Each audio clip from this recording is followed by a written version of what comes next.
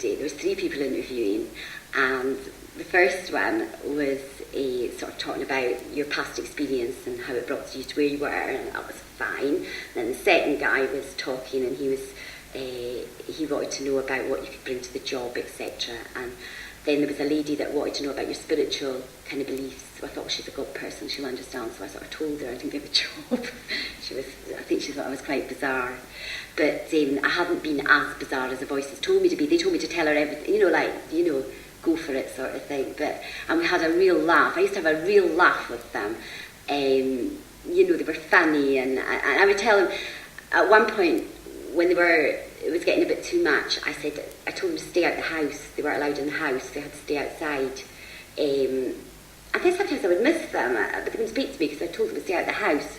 So in the morning I was downstairs and I would open the windows and I would wave to them and whatnot.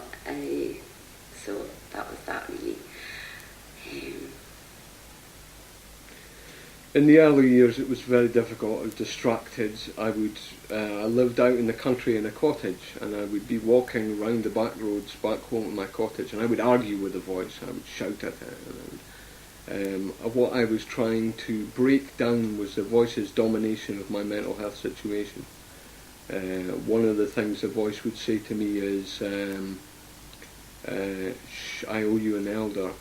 You are without the sinless, with the sane. And that would go on.